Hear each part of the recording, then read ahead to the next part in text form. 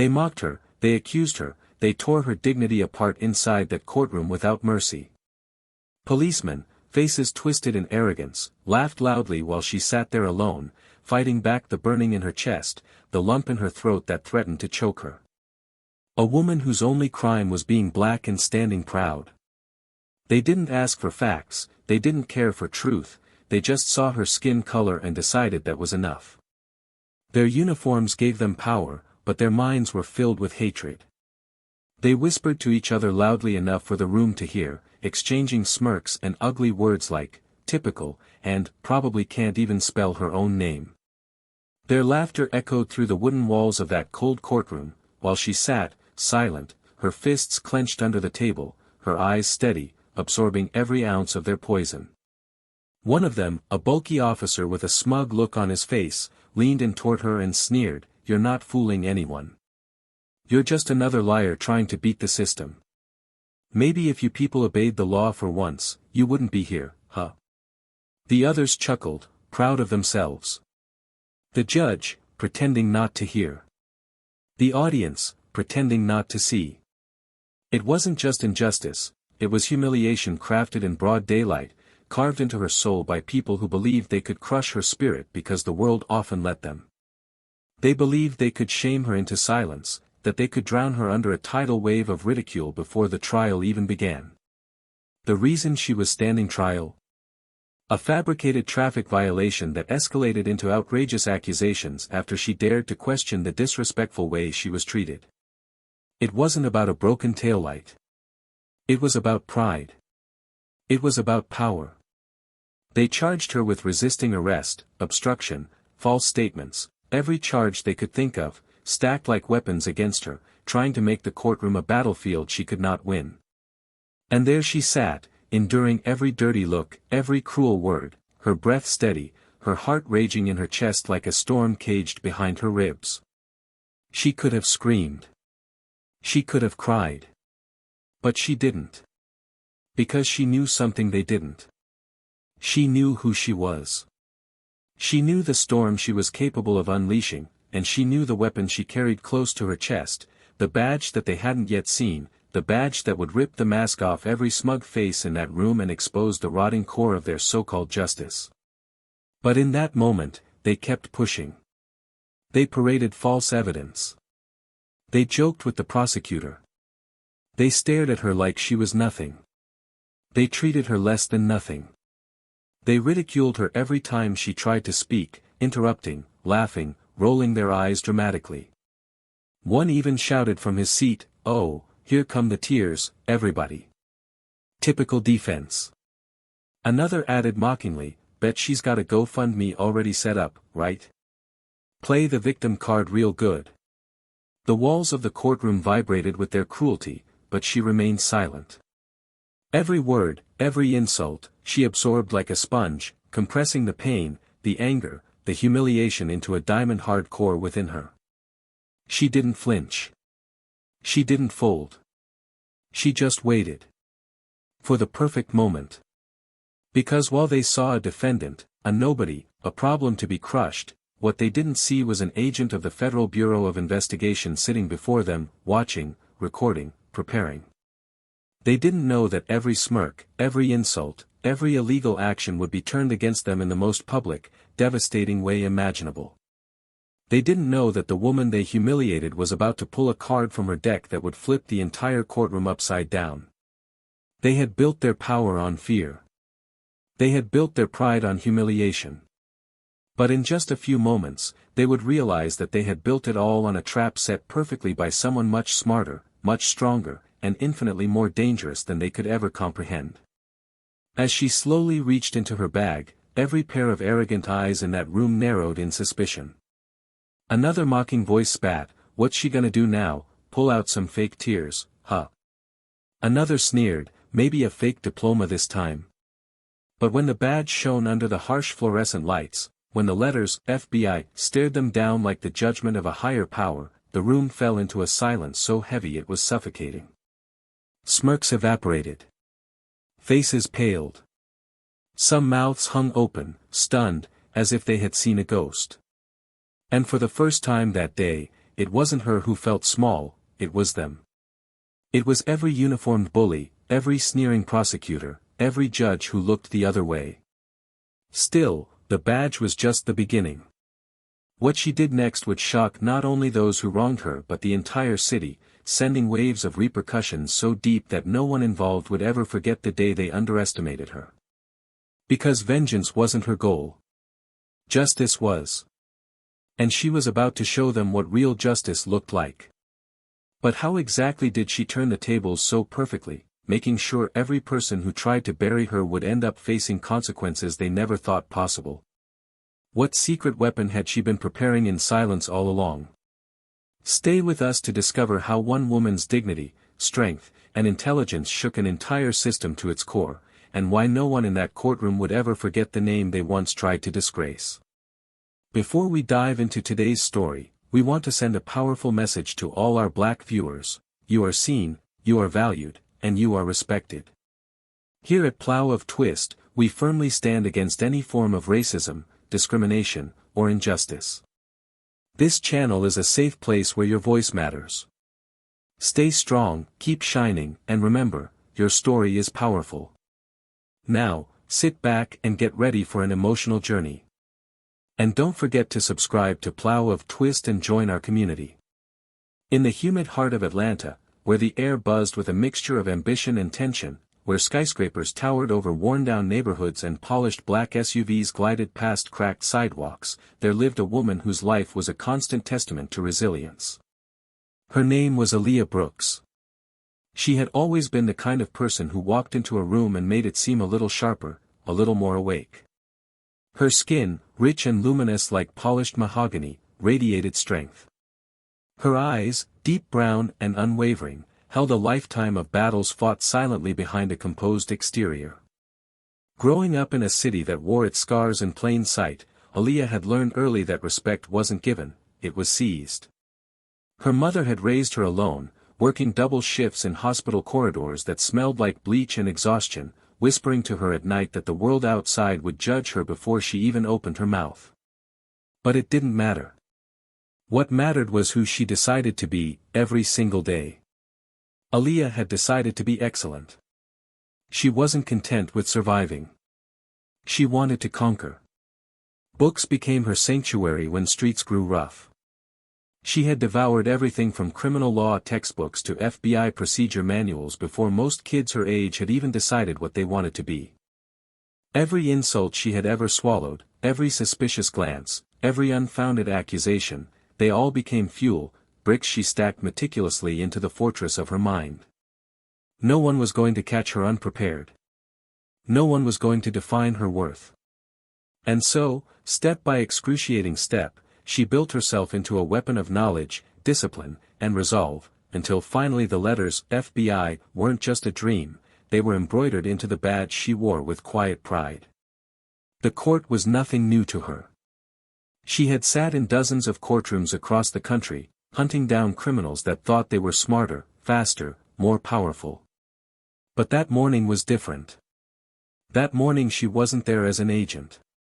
She wasn't there to testify or to protect. She was there because she had been dragged, humiliated, accused falsely over something so petty it almost defied belief. A traffic violation. A broken taillight that wasn't broken.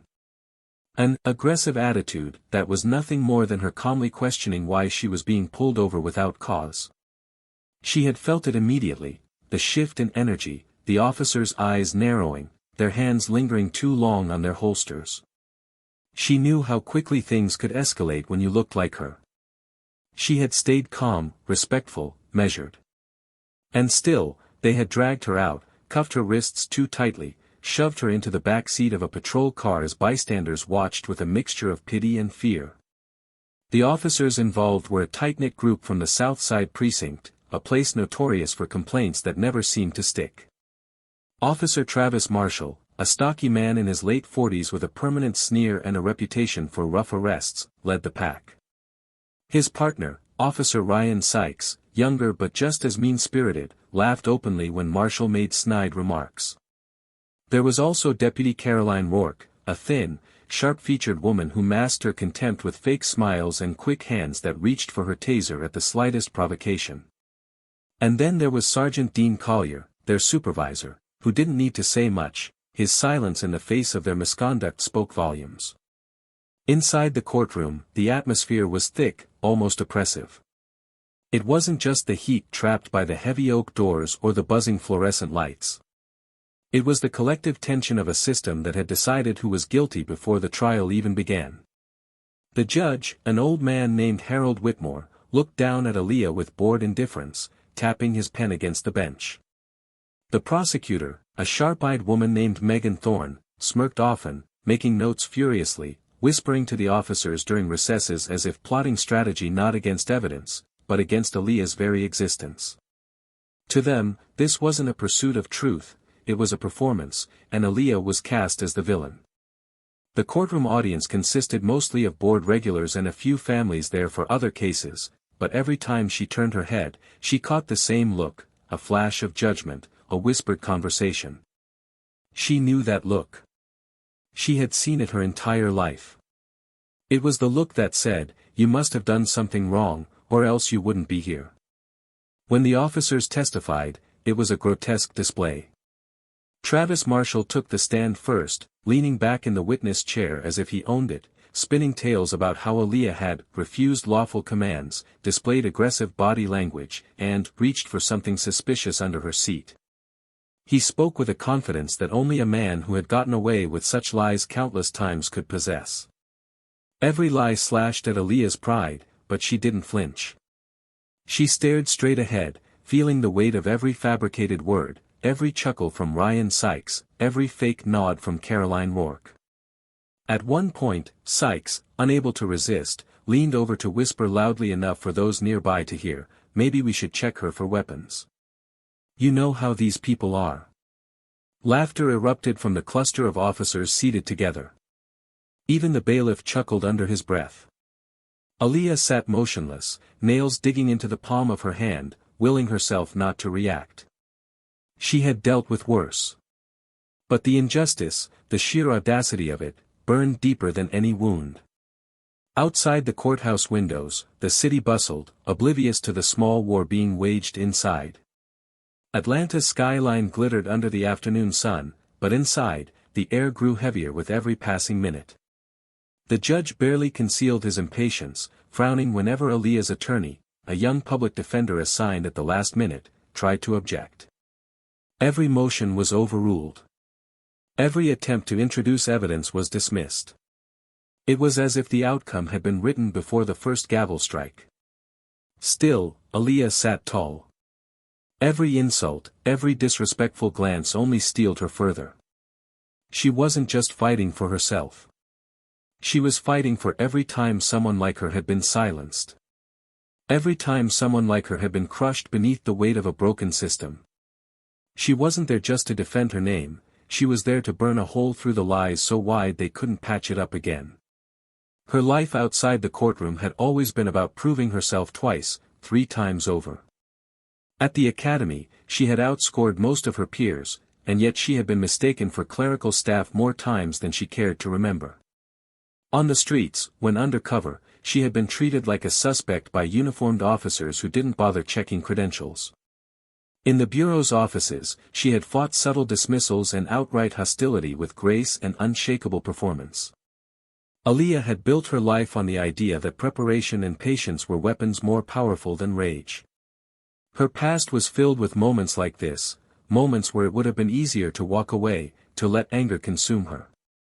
But she had chosen to stand. To fight. To be undeniable. And this time would be no different. As the court session dragged on, the prosecutor gleefully presented a series of grainy, edited footage from traffic cameras, conveniently missing key moments, conveniently framed to cast doubt, not clarity. The officers beamed with smug satisfaction. They thought they had already won. They thought this would be another easy mark, another lesson in knowing your place. But Aaliyah had not come unprepared. Every minute that passed, every sneer, every whispered slur only added to the pile of evidence she was quietly stacking against them. She had no intention of letting them walk away clean. In that courtroom where the scales of justice had been deliberately tilted, a storm was gathering. And when it broke, it would wash away not just the lies of that day, but years of unchecked arrogance. Yet still, no one suspected. No one imagined that the woman they saw as powerless held in her hands the authority, and the brilliance, to turn their entire world upside down. What would it take to tip the balance? How would Aaliyah strike back against a system designed to crush her before she even began? And how far would she go to ensure that this time, the ones laughing would be the ones left shattered in silence? Stay with us. The storm is just beginning. The courtroom had shifted imperceptibly. Maybe it was the way Aaliyah's chin stayed high even as every word thrown at her was meant to drive it down. Maybe it was the way her silence was not one of surrender, but of careful calculation. But still, the officers hadn't noticed. They were too busy congratulating themselves, trading cocky glances, smirking over the heads of the public seated behind her. To them, this was already over. They didn't see the gathering weight in her steady gaze or the way every ticking second was another rope tightening slowly around their own necks. As the prosecutor continued laying out the case, stringing together half-truths and whole lies, Aaliyah's assigned attorney, Brian Halston, shifted uncomfortably beside her. He was young, clearly green, and though his heart seemed to be in the right place, his nerves betrayed him. Whispering urgently under his breath, he leaned close and said, "We have to push back harder. This is a setup."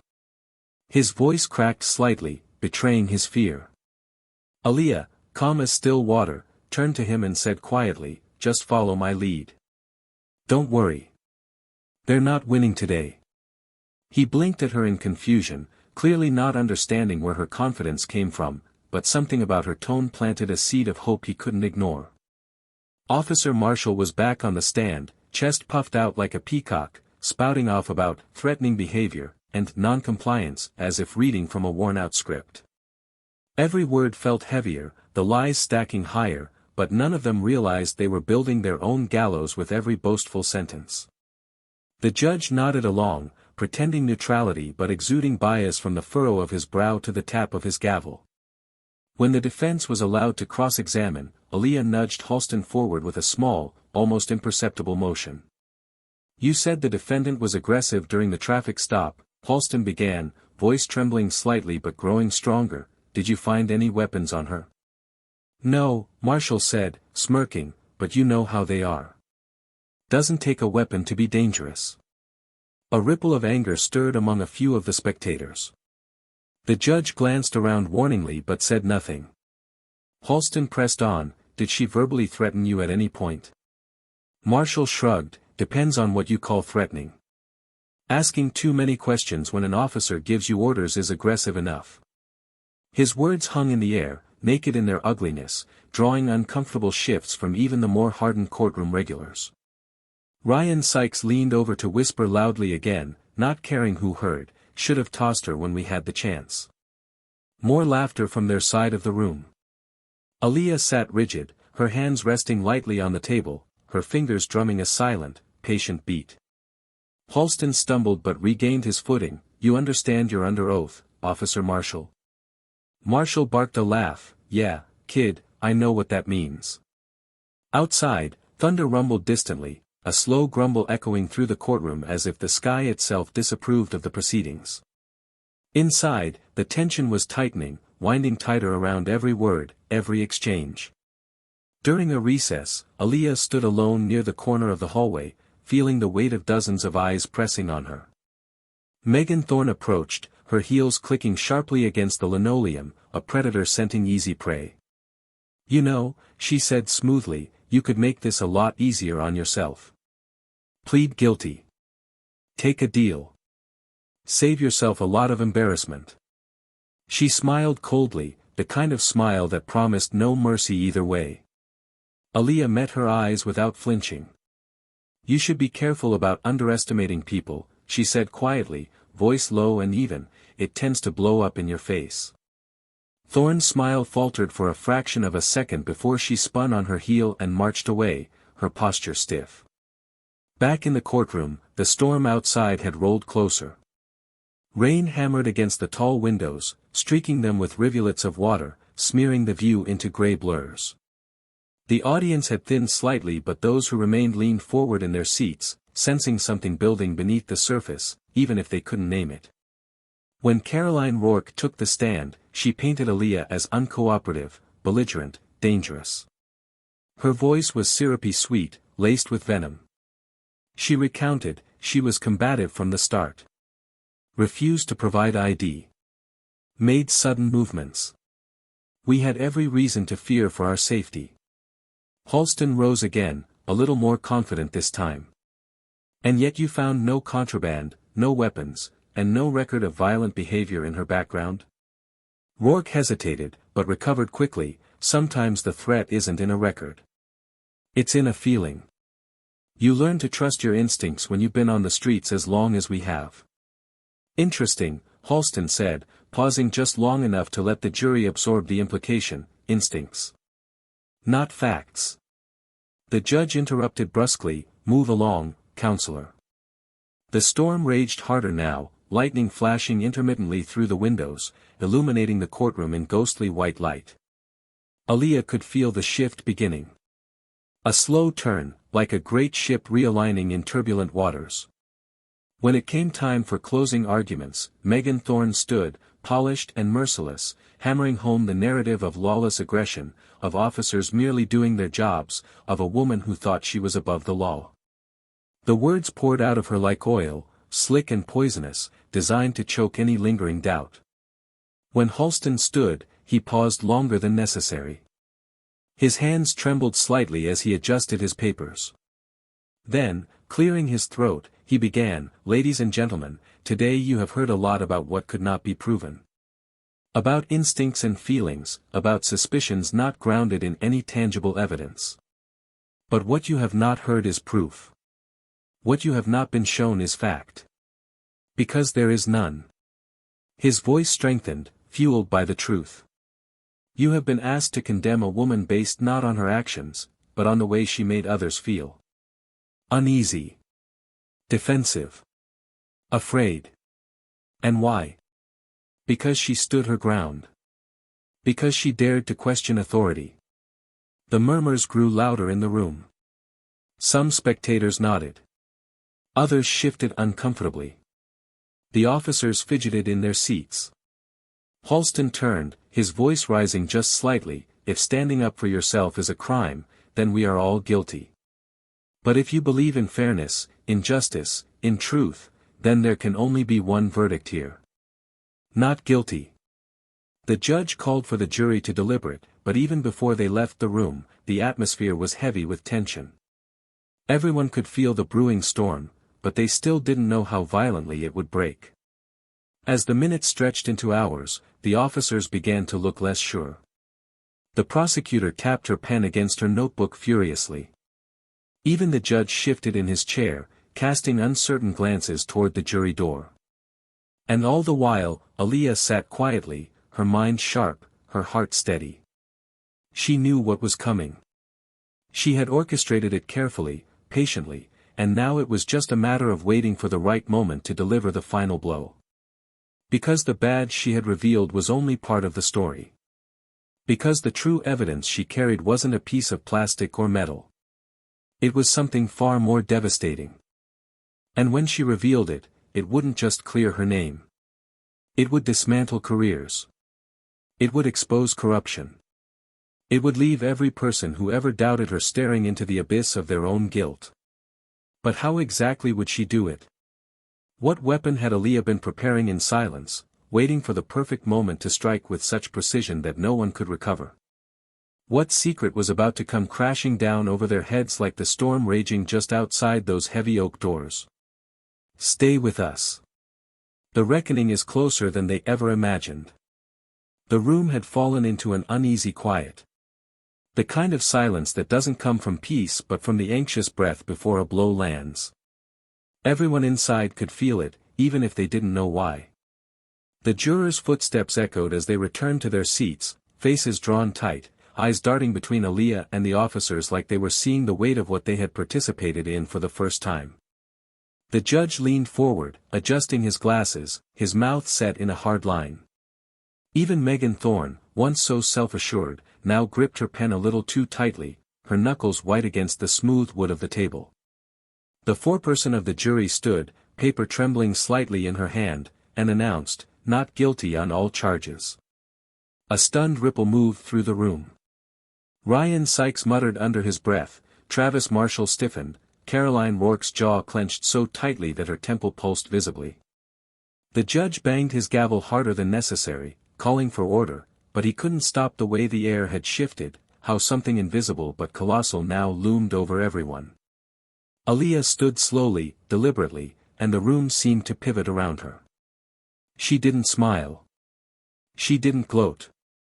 She simply turned, facing the officers whose laughter had once filled the courtroom, whose mockery had been like knives thrown casually in her direction. With one hand, she pulled out her FBI badge again, but this time, she didn't simply flash it. She held it up for everyone to see, let the golden letters burn into their vision. Gasps erupted. A few people in the audience stood up to get a better look. The judge's face twisted in confusion, a flicker of fear betraying the neutral mask he had tried to maintain. Megan Thorne looked like she had been punched in the stomach. The officers didn't move. They just stared, caught between disbelief and panic. In a voice clear and unshakable, Aaliyah spoke, "My name is Special Agent Aaliyah Brooks. I've been working undercover for the past 6 months, investigating systemic misconduct within this precinct. Every word you spoke, every action you took, has been recorded, documented, and cross-verified. Today's trial was not just about me. It was about exposing the rot you've hidden behind your badges." Travis Marshall shook his head slowly, as if trying to deny reality itself. You can't be serious," he sputtered, voice cracking. This is entrapment." "No, Marshall," Aaliyah said, stepping closer until she stood just feet from him, "this is justice." Caroline Rourke stood up abruptly, her chair screeching against the floor. "You tricked us," she said, voice shrill with fury and fear, "you set us up." "You set yourselves up," Aaliyah replied calmly, her tone carrying more weight than any shouted accusation. "You thought the system would protect you because it always has. You thought your lies were safe because people like me never fought back.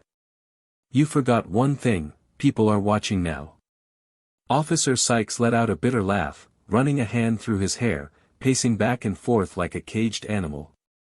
"This is bullshit," he hissed, turning toward Thorne, "Tell me this is bullshit, Megan. You can fix this." Megan Thorne stood frozen, her mouth opening and closing like a fish gasping for air. She knew there was no fixing this. Her part in shielding them, her part in fabricating charges, was now exposed for everyone to see. Aaliyah turned her attention to the judge, her voice sharp but steady, "And Your Honor, you'll be interested to know that your conduct in this courtroom has also been documented. Your bias, your negligence, your failure to protect the citizens' rights will be part of the report I've already sent to the Department of Justice." The judge's gavel clattered uselessly to the bench. His hand trembled as he reached for it, but even the authority of that wooden hammer seemed meaningless now. For a long, agonizing moment, no one moved. Then, a low murmur spread through the room like fire catching dry grass. The audience members, who had sat silent through hours of lies, now buzzed with anger, disbelief, a rising tide that threatened to drown the old, corrupt power structures in that room. Deputy marshals from the hallway began filtering in, their badges gleaming, their expressions grim. They moved toward the officers with purpose, already reaching for handcuffs. Travis Marshall backed up a step, raising his hands defensively, "You can't arrest me. I'm a cop. I'm one of you." "No," the lead marshal said, his voice cold, "you're a criminal." Handcuffs clicked sharply around wrists that had once worn them with impunity. Caroline Rourke cried out in protest, shouting curses and threats that bounced uselessly off the heavy courtroom walls. Sykes cursed under his breath, his shoulders slumping as the cuffs closed around him. Travis Marshall fought the hardest, yanking against the marshal's grip, his face twisted with rage and disbelief, until 2 officers had to restrain him. Aaliyah watched it all with a heart beating steady and strong. Not with triumph. Not with cruelty. But with a deep, fierce sense of vindication. The kind that didn't erase the pain she had endured but made surviving it mean something. As she turned to leave, Megan Thorne stumbled after her, grabbing at her arm with desperate fingers. "Please," she whispered, voice cracking, "you don't have to destroy all of us. Think about your career. Think about your future." Aaliyah paused, looking at her with a mixture of pity and iron. "You thought you could use fear to control me. You thought wrong." She pulled her arm free, walking past Thorne without another word. Outside, the rain had stopped. The air smelled fresh, cleansed, like something ugly had been washed away. Reporters were already gathering, cameras flashing, voices rising in urgent questions. Aaliyah didn't stop for them.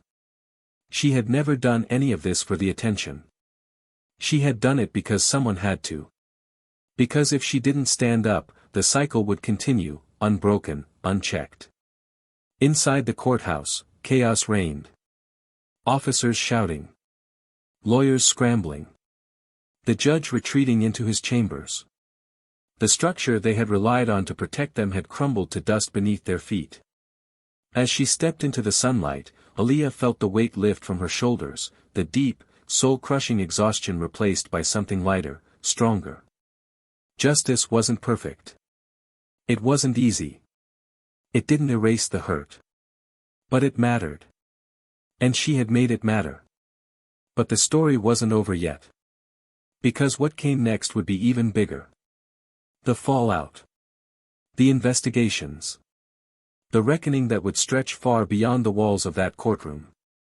Because when you expose the truth, you don't just change a day. You change everything.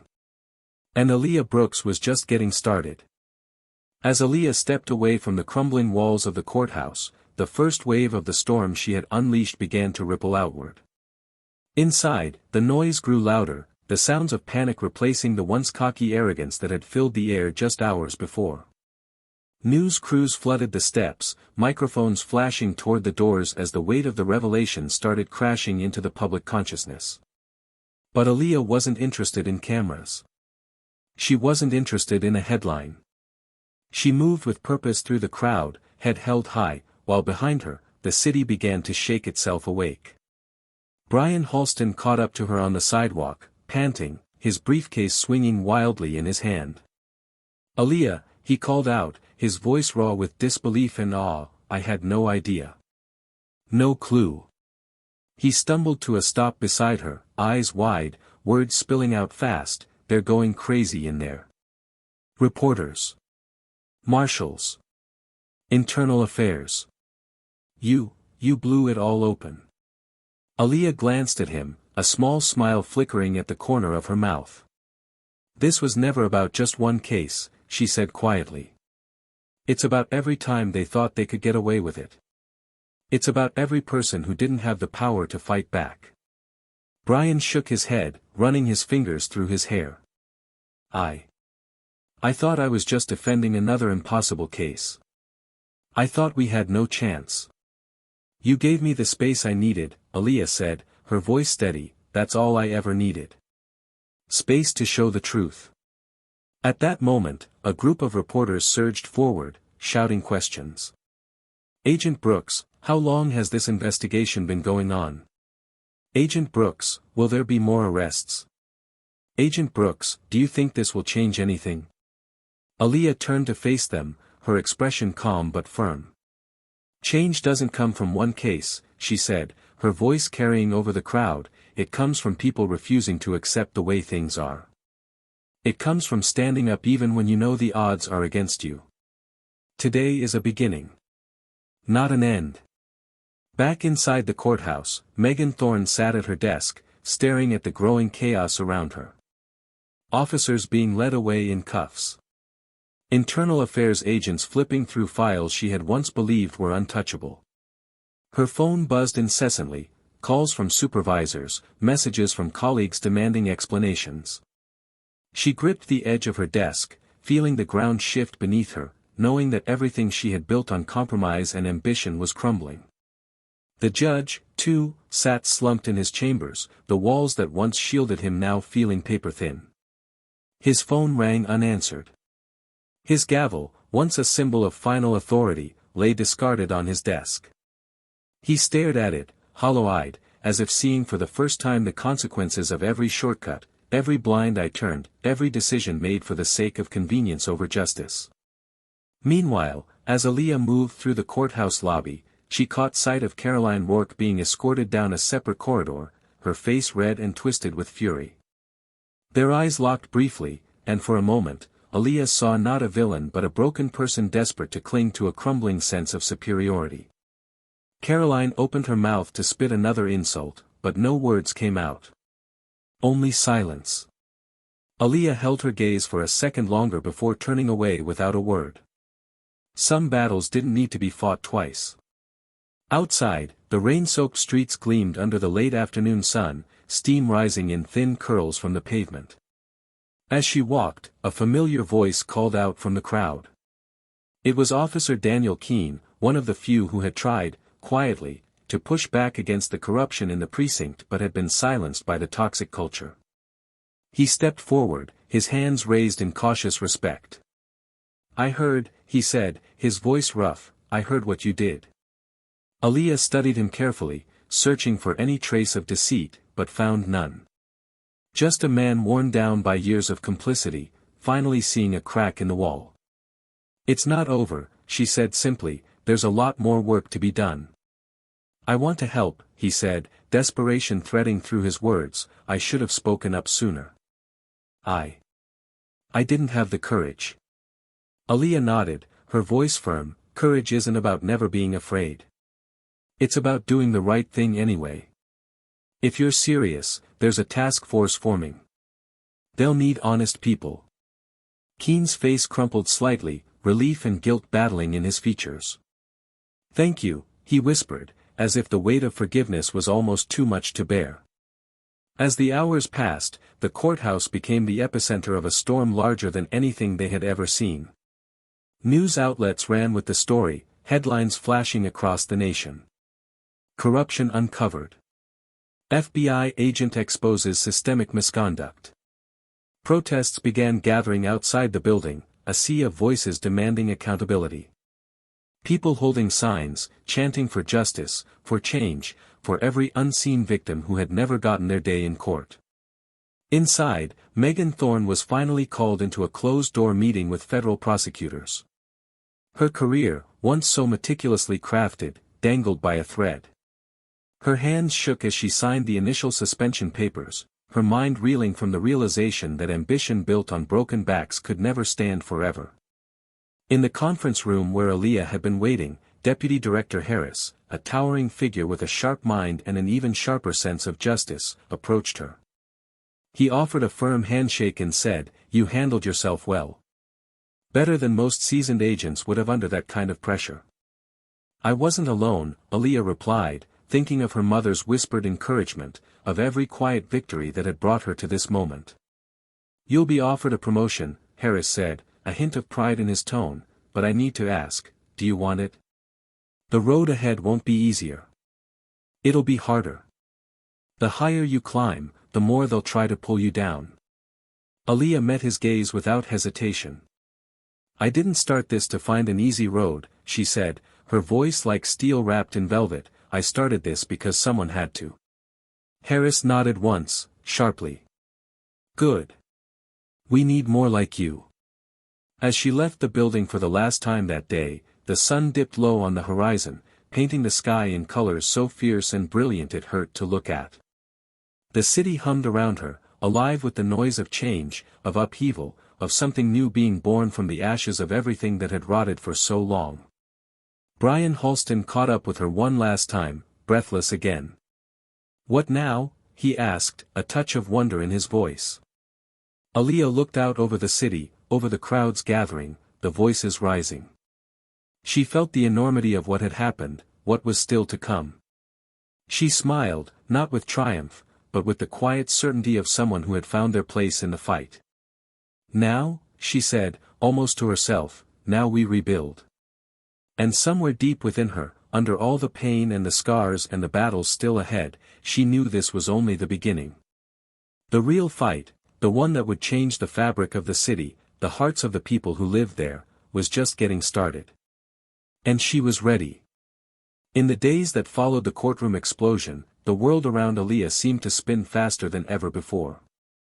Headlines didn't just flood the local news anymore, national outlets picked up the story, dragging the South Side precinct's dirty history into the light for the entire country to see. Protests grew larger, not just outside the courthouse, but across different corners of the city, fueled by years of collective frustration that had finally found a face and a moment to rally behind. The Department of Justice announced a formal investigation, sweeping not just the precinct but the district attorney's office and even Judge Whitmore's past rulings into scrutiny. The storm Aaliyah had unleashed was no longer something she could contain, nor did she want to, but the scale of it all brought a new kind of pressure, one she hadn't fully anticipated. Behind closed doors, high-level meetings crackled with tension. Political figures scrambled to decide whether to denounce the officers outright or wait and see where the public wind blew. Leaders within the FBI cautioned her to tread carefully, to think strategically about her next moves. Some whispered praise, admiring her courage, but others saw her as a liability now, someone too willing to tear down pillars others preferred to leave standing even if they were rotted to the core. Aaliyah found herself walking a line thinner than ever, knowing that while she had exposed one truth, there were many more buried under thicker layers of protection and power. Deputy Director Harris summoned her to Washington within a week. The meeting room where they sat was sterile and windowless, designed to keep conversations from leaking outside its walls. Harris sat opposite her, his face grave, fingers steepled in front of him. "You're a hero to a lot of people right now," he said after a long moment, "but heroes are dangerous. They make people uncomfortable. Especially the wrong people." Aaliyah listened without speaking, her spine straight, her hands folded neatly on the table. "We're offering you a position," Harris continued, his tone carefully measured, leading a new internal reform task force. "You'll have resources. Authority. You'll be part of rebuilding trust between law enforcement and the communities we serve." Aaliyah felt the weight of his words settle heavily on her shoulders. It wasn't just a promotion, it was a political move. They wanted to show progress. They wanted to hold her up like a shield against further criticism. But at the same time, the offer held real potential for change. If she accepted, she could shape policies, influence training, mentor agents who would one day be standing in the same fire she had just walked through. Still, part of her recoiled. She thought about the people whose names would never make headlines, the ones who had suffered and been forgotten. She thought about how easy it would be to become another face on a poster, another promise made but not kept. Was real change even possible from within a system so deeply flawed? "What happens if I say no?" Aaliyah asked, her voice calm but razor-sharp. Harris shrugged, a ghost of a smile touching his lips. "Then you go back to your fieldwork. Quiet cases. Less noise. Less impact." The unspoken message was clear, the system would survive with or without her. But her choice now could determine whether she had the chance to bend it, even slightly, toward justice. She asked for time to think, and Harris granted it without argument.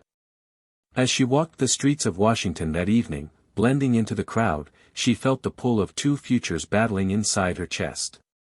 One path led to power within the system, the other to resistance outside it. Neither was clean. Neither was easy. Meanwhile, back in Atlanta, the fallout continued to spread. Travis Marshall, Ryan Sykes, and Caroline Rourke faced mounting charges, not just for misconduct in Aaliyah's case, but for a slew of past abuses that were now being uncovered through reopened investigations. Witnesses who had once been too afraid to speak were coming forward, their voices joining a growing chorus demanding real accountability. But accountability came at a price. Some of the protesters who rallied outside the courthouse began to argue fiercely among themselves. Was reform enough? Or was the entire system beyond saving? Factions formed, tensions escalated, and the very community Aaliyah had fought to defend risked fracturing under the weight of anger and distrust. Brian Halston called her late one night, his voice tight with concern.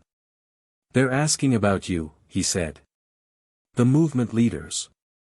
They want to know if you're going to keep working inside the bureau, or if you're going to stand with them, outside. They're saying if you join the system, you're betraying the cause." Aaliyah closed her eyes, feeling the inevitable squeeze of expectations from every side. "I'm not betraying anyone," she said softly, "but no matter what I do, some will say I'm wrong." "You can't please everyone," Brian said, the words heavy with regret, "you just have to live with yourself." She knew he was right. Yet the decision didn't get easier. Later that week, as she prepared to return to Atlanta, Aaliyah received an unexpected visitor at her hotel. It was Officer Daniel Keene. He stood nervously at her door, a man who looked like he was carrying the weight of his past mistakes like a chain around his neck. "I needed to see you," he said, shifting from foot to foot. "I needed to ask, if there's a place for someone like me in whatever comes next." Aaliyah studied him for a long moment. She saw the conflict etched into his face, the remorse, the fear. Not all those who had stayed silent had done so out of malice. Some had simply been trapped, too weak to resist, too scared to lose everything. And yet silence was a choice, too. "You'll have to earn it," she said finally. "Every day. Every decision. No shortcuts. No excuses." Keene nodded, his face tight with determination. "I understand. I'm ready." The door closed behind him, leaving Aaliyah alone again with her thoughts. She sat down heavily on the edge of the bed, her badge resting on the nightstand beside her. It gleamed under the dim lamp, a symbol of everything she had fought for, and everything she still questioned. That night, she dreamed of her mother's voice, soft and firm, whispering the same words she had so often said when Aaliyah was a child struggling to understand a world that didn't always make sense. Right is right, even if no one sees it. Wrong is wrong, even if everyone says it's okay. The next morning, standing before the mirror, buttoning up her crisp shirt, Aaliyah saw herself clearly for the first time in weeks. She wasn't the same agent who had started this fight. She wasn't just a badge number or a viral headline. She was a woman forged by fire, standing at the edge of a choice that would define her not just in the eyes of the world, but in her own. At the press conference that afternoon, cameras flashing, the city holding its collective breath, she stepped to the podium. She looked out over the crowd, allies, skeptics, enemies, and spoke in a voice that carried the strength of every battle she had ever fought. "Change doesn't come from choosing sides," she said. "It comes from choosing what's right. No matter the cost." The crowd erupted, a wave of cheers mixed with cries of protest, but Aaliyah stood unmoving, grounded not by their approval or their anger, but by the quiet, unshakable certainty inside her. She had chosen. And no matter how the road twisted from here, no matter who turned against her or stood beside her, she would keep walking it. Because justice wasn't a moment. It was a lifetime. And hers had only just begun. The echoes of Aaliyah's words still hung heavy in the air after the press conference. Outside the government building, the streets were alive with the voices of hundreds of people, some chanting in support, others challenging her stance, but all of them moved by the same undeniable truth: something fundamental had shifted. She walked down the marble steps slowly, the weight of her decision pressing against her chest like a living thing. Reporters swarmed the sidewalk, flashes going off in quick bursts, their questions swirling around her like smoke, but Aaliyah kept her focus straight ahead. She didn't owe explanations to cameras or headlines. Her duty was deeper now, stitched into every careful step she took into a world that would question and test her resolve at every turn. Brian Halston met her near the corner, holding a paper cup of coffee in his hand like a lifeline. His face was tight with concern, but his eyes held something new: respect. He handed her the coffee without speaking, and together they stood for a moment, watching the crowd shift and swell like the ocean before a coming storm. Finally, he spoke, his voice low, carrying the weight of everything they had both seen. "They're not gonna let this go, you know. You've made enemies. Big ones." Aaliyah took a slow sip of the bitter coffee, feeling its warmth cut through the growing chill in the air. "I know," she said, her voice calm, almost tired. "But I didn't do this to be liked. I did it because it had to be done." Brian nodded, his mouth tightening into a grim line. "Just, be ready. They're not used to losing. And they're going to come at you sideways now. Smiles in public, knives in private." "I've been surviving that my whole life," Aaliyah answered, a small flicker of a smile breaking through. "I'm not scared of their knives." They stood there a moment longer before he squeezed her shoulder lightly, an unspoken promise between them, and slipped into the crowd. Aaliyah remained still, feeling the eyes of the world turning toward her, some with hope, others with suspicion, all waiting to see what she would do next. Later that night, Aaliyah sat alone in her apartment, the city lights bleeding through the windows, casting long shadows against the bare walls. She turned her badge over and over in her hands, the metal catching the light. It was more than a symbol now. It was a weight, a responsibility, a reminder that power was only as righteous as the hands that wielded it. Her phone buzzed on the table, breaking the silence. A message from Daniel Keene. "Need to talk. Urgent." She hesitated, considering, then picked up the phone and texted back a simple "come over." When Keene arrived, his face was pale, drawn tight with something beyond fear, something closer to shame. He paced the floor for a moment before finally speaking, his words tumbling out in a rush. "They're trying to cover it up. Some of the higher-ups. They're trying to bury the reports. Discredit the witnesses. Pretend this never happened." Aaliyah felt a cold anger bloom in her chest, but her voice stayed steady. "How do you know?" "I've seen the emails," Keene said, rubbing a hand over his face. "I wasn't supposed to, but I was copying case files for the task force, and I saw them. They're targeting you too. They're gonna start whisper campaigns. Dig into your past. Paint you as unstable, untrustworthy." The room felt smaller suddenly, the walls pressing inward. It wasn't a surprise, not really. She had always known that bringing the truth into the light didn't guarantee victory. It only guaranteed the fight would get harder. Still, hearing it spoken aloud sharpened the reality of it in a way that no theoretical fear ever could. "Then we go louder," Aaliyah said, standing up, her voice gaining strength with every word. "We go public with everything. We expose every lie, every cover-up. We make it impossible for them to bury it." Keene hesitated, fear flickering across his face. "That's dangerous. You could lose your badge. Your future."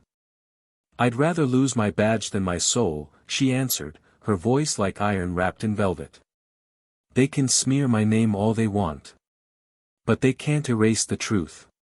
Keene nodded slowly, his shoulders sagging with relief. "I'm with you. Whatever you need." The next morning, Aaliyah met with Deputy Director Harris again, this time in a more private setting. His face was carefully blank, but there was a tightness around his eyes that betrayed his concern. "You've stirred up a hornet's nest," he said without preamble. "Some people are calling for your commendation. Others want you reassigned quietly to some remote office." Aaliyah folded her arms across her chest, her stance unyielding. "I didn't come this far to be hidden away." Harris studied her for a long moment, then nodded slightly. "Good. Because if you're going to keep fighting, you'll need every ounce of that fire." He slid a thick folder across the table toward her. "These are the files Internal Affairs tried to suppress. Copies. From a source inside." She opened the folder, her eyes scanning the pages, the sheer volume of misconduct laid bare making her stomach churn. Names she recognized. Cases that had been buried. Patterns of abuse masked by paperwork and bureaucracy. You have a choice, Harris said quietly. You can take this public. Blow the whole thing wide open. But you'll make powerful enemies. People who won't hesitate to destroy you to save themselves. And if I don't? She asked, already knowing the answer. Then the rot stays hidden, Harris said, his voice grim. And it grows. She closed the folder slowly, feeling the weight of the decision settle in her bones. There was no safety anymore. No quiet path forward. Only the choice between complicity and sacrifice. As she walked out of the meeting, folder tucked securely under her arm, she found Brian waiting for her on the steps. You're really gonna do it, aren't you? He asked, a mixture of admiration and worry in his voice. I have to, Aaliyah said simply. If I don't, then everything I fought for was for nothing. Brian shook his head, a rueful smile touching his lips. You're gonna change everything, Aaliyah. She met his gaze squarely. Not alone. That night, as she sat at her desk compiling the evidence into a comprehensive report, preparing to release it to the media, she thought about the countless lives that had been crushed by the very people sworn to protect them. She thought about the future she wanted to leave behind, not one built on fear and silence, but on courage and truth. The clock ticked past midnight, and still she worked, her fingers steady on the keyboard, her mind clear despite the exhaustion pulling at the edges of her vision. Every word she typed was a blow against the darkness. Every file attached a step toward the light. And when she finally hit send, distributing the files to trusted journalists, activists, and legal watchdogs across the country, she felt something inside her shift, not fear, not regret, but an almost fierce sense of peace. No matter what happened next, she had done what was right. And sometimes, that was enough. But deep down, Aaliyah knew the fight was far from over. The real war was just beginning. And she was ready to face it, whatever it cost. Because justice wasn't an act. It was a life's work. And she had only just begun to write hers. The impact of Aaliyah's report began faster than anyone could have anticipated. Within hours of its release, social media platforms exploded with outrage, news anchors delivered special segments covering the depth of the systemic rot exposed, and politicians scrambled to distance themselves from the people and institutions implicated. Across the city, protests surged with new energy, the faces of those long denied justice filled with a rage that could no longer be ignored. Aaliyah watched the chaos unfold from the relative calm of her apartment, the screens casting a ghostly light against the walls, her body exhausted but her mind clear. She had struck a nerve deep in the heart of the system, and it was roaring back to life not with righteous indignation, but with desperate attempts to survive. Brian Halston called late into the night, his voice strained but buzzing with adrenaline. He told her that the mayor had just announced an emergency commission to review all cases tied to the corrupted precinct. That several high-ranking officials had already resigned or been placed on immediate leave pending investigation. That the story was bigger than anything the city had seen in decades. She listened quietly, absorbing each word, feeling the enormity of what had been set into motion but also the cold truth that real change would require more than resignations and promises. Real change would mean sustaining this fire even after the cameras moved on. When she hung up, she leaned back against the couch and closed her eyes for a moment, allowing herself a brief moment of stillness. But her mind wouldn't let her rest. It kept replaying the conversations, the faces, the choices. It kept pulling her forward, urging her not to stop here. There were too many cracks to fill, too many lives to repair, too many broken truths to confront. The next morning, she found herself walking into a small church downtown where a community meeting was being held. No cameras, no reporters, just ordinary people gathering to figure out what came next. The church was filled with a heavy silence, people speaking in low tones, anger and hope mingling uneasily in the air. Aaliyah hesitated at the door, unsure for the first time whether she would be welcomed or resented. She had forced change, but change often came wrapped in pain, and pain did not always breed gratitude. An older woman sitting near the back caught her eye and beckoned her forward. She moved through the pews, feeling dozens of eyes on her, measuring her, judging her. When she reached the woman, she was pulled into a tight, unexpected hug. "Thank you, baby," the woman whispered, her voice thick with emotion. "You stood up when they tried to tear you down. You made them see what they didn't want to see." Aaliyah swallowed hard, her throat tight. "It's not over," she said quietly. "There's still so much to do." "Then we'll do it together," the woman said, and Aaliyah realized that in the room filled with uncertainty and scars, there was also an undeniable current of unity growing stronger. Later, as she addressed the gathered crowd, Aaliyah spoke not as an agent, not as a hero the media wanted to crown, but as one of them.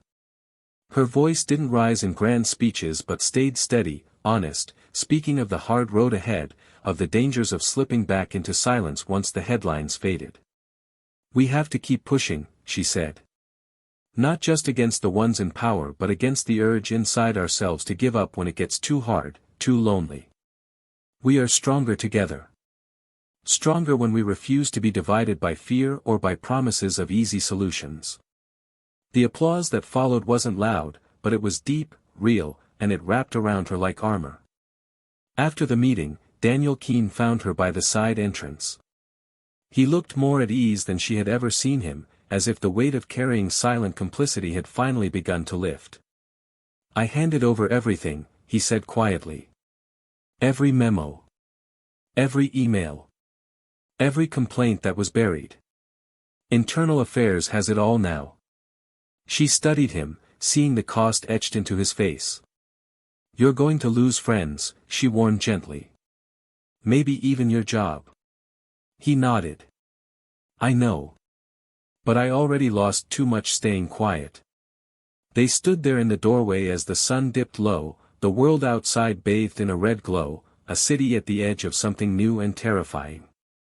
For the first time, Aaliyah allowed herself to hope that real change was not just possible, but inevitable, even if it came slowly and painfully. Meanwhile, Megan Thorne faced her own reckoning. She sat in an interrogation room far less grand than the courtroom she once commanded, facing investigators who laid out the evidence of her complicity piece by humiliating piece. The sharp, confident lawyer was gone, replaced by a woman stripped of her illusions and her armor, struggling to justify her choices. "I did what I had to do to survive," she said at one point, her voice cracking. "You don't understand what it's like to fight for a career in a system that eats you alive if you show weakness." The lead investigator leaned forward, his tone cold. "You're right. We don't understand. Because we chose not to become part of the disease to stay alive." Across the city, Travis Marshall, Ryan Sykes, and Caroline Rourke sat in separate holding cells, facing federal charges that would likely steal decades from their lives. Each of them wrestled alone with the consequences of their arrogance, their cruelty, their certainty that no one would ever stand up against them. And Aaliyah watched it all unfold from a distance, not with triumph, but with a solemn sense of closure. She hadn't wanted vengeance. She hadn't wanted fame. She had wanted truth. And truth, in its purest form, demanded a price from everyone it touched. One evening, as she sat on the steps of her apartment building, staring out at the quiet street, Brian joined her again. He didn't say anything at first, just sat there, sharing the silence. Finally, he asked, "Do you ever wish you could have done it differently? Found an easier way?" Aaliyah thought about it, letting the question settle deep inside her. "Maybe," she said honestly. "But if there had been an easier way, someone else would have already taken it. And the world would still be the same." He nodded, accepting the answer. "You changed things. Don't ever doubt that." She smiled faintly, the weight of everything they had been through settling around them like a shared burden, one they would carry forward into whatever battles still lay ahead. But inside her, Aaliyah knew the greatest fight would not be against corrupt officers or broken systems. It would be against despair. Against the creeping exhaustion that told you to settle, to accept the world as it was instead of fighting for what it could be. And she made herself a promise, sitting there under the fading stars, that she would never let that fight die. Not while there was still breath in her lungs, still fire in her heart. Because real justice wasn't just exposing the darkness. It was building the light. Brick by painful, stubborn brick. And Aaliyah Brooks had never been afraid of hard work. Months passed, and the dust that had once clouded every corner of the city finally began to settle. A new chief of police was sworn in, someone outside the old networks of loyalty and silence, someone chosen not because of political convenience but because of a fierce reputation for integrity. Sweeping reforms rippled through the department, from mandatory body cameras to independent oversight committees staffed by citizens. Old ghosts in the form of hidden complaints and buried cases were finally exhumed, giving a long-awaited voice to the forgotten victims. It was not perfect, and it was not instant, but it was real. Change, slow and painful, had found its first true foothold. Travis Marshall, Ryan Sykes, and Caroline Rourke faced the full weight of the justice they had so long evaded. Their trials became a public reckoning, each testimony another nail in the coffin of their careers and their freedom. The sentences handed down were not light, and they served as a warning to those who still believed themselves untouchable. No longer would badges be used as shields for hatred. No longer would silence protect the corrupt. Megan Thorne, stripped of her title and influence, chose to leave the city altogether. Last anyone heard, she was living in a small coastal town under a different name, trying to rebuild a life that ambition had once poisoned. Whether she found peace or continued to be haunted by the choices she made was a question no one could answer but her. She had been offered a chance for redemption when everything fell apart, but redemption, like justice, required sacrifice, and some burdens could not simply be put down when they became inconvenient. Daniel Keene remained in the department, now part of the internal task force that reported directly to external agencies. Every day he fought to prove that his silence was a mistake he would spend a lifetime correcting. It was not an easy road, nor one where forgiveness came freely, but he accepted that, understanding that trust, once broken, must be earned slowly, one action at a time. As for Aaliyah Brooks, her path became a symbol of what resilience could truly achieve. She accepted the role offered by the Bureau, not because she sought prestige, but because she understood the necessity of planting seeds inside the walls of an institution she refused to abandon to rot. She spearheaded reforms, mentored young agents of color, created safe spaces where once there had only been closed doors and whispered threats.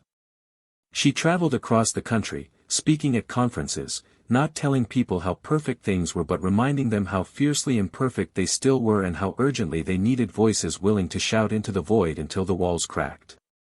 Her victories were hard-fought, and she bore the scars of each one, but when she walked into a room now, she carried with her not just the weight of her own battles, but the hopes of countless others who had once believed change was impossible. She never let the praise become her cage, never let the victories lull her into forgetting the work still left undone. She remained, above all, fiercely human, imperfect, relentless, deeply aware that progress was not a finish line but a road built stone by stone, day by day, voice by voice. One night, after delivering a keynote speech in a packed auditorium, Aaliyah found herself standing outside under a sky painted with stars. Brian Halston joined her, 2 cups of coffee in hand, an old tradition neither of them had let go. They stood in silence for a long while, the hum of the city a distant murmur, the cool breeze tugging at the edges of their jackets. "You ever think about how far you've come?" Brian asked finally, his voice full of quiet wonder. Aaliyah smiled, the kind of smile that reached deep into her soul. "Sometimes," she admitted. "But I try not to stay there too long. The past teaches you. It doesn't define you." Brian sipped his coffee thoughtfully. "You changed the world, Aaliyah. Whether you meant to or not." She looked up at the endless stretch of sky, feeling the immensity of it, and shook her head gently. "I didn't change the world," she said. "I just refused to let it change me." In the end, that was the true victory. Not the headlines, not the medals, not the official commendations that gathered dust on her shelf. It was the unbreakable thread inside her that no hatred, no injustice, no betrayal had been able to cut. It was knowing that every step she took forward lit the path a little brighter for those who would come after her. And that was enough. It would always be enough. Now, to you who have walked with Aaliyah through this story, let's pause here, for a moment of reflection. How many times in your own life have you stood at a crossroads where doing the right thing meant standing alone? How many times have you been tempted to stay silent, to shrink yourself because the fight seemed too big, too dangerous, too exhausting? Aaliyah's journey reminds us that justice is not about grand, sweeping gestures reserved for heroes in capes. It is about everyday courage. It is about the tiny, stubborn act of saying, no. This is not acceptable. This will not stand. It is about fighting even when your voice shakes. About rising even when the ground beneath you crumbles. So ask yourself, when the moment comes, and it will you be ready to stand your ground? Will you have the courage to hold the line not because it's easy or popular, but because it's right? We would love to hear your thoughts. Share in the comments what part of Aaliyah's story resonated most with you. Did her journey spark something inside you? Did it challenge you, inspire you, make you think differently about the power one voice can have? And if you enjoyed this journey, if you believe in stories that challenge, inspire, and transform, don't forget to subscribe to Tales of Twist. Join our community where stories aren't just told, they are lived, they are felt, and they leave a mark. Until next time, remember, the world doesn't change because of silence. It changes because someone, somewhere, dares to speak.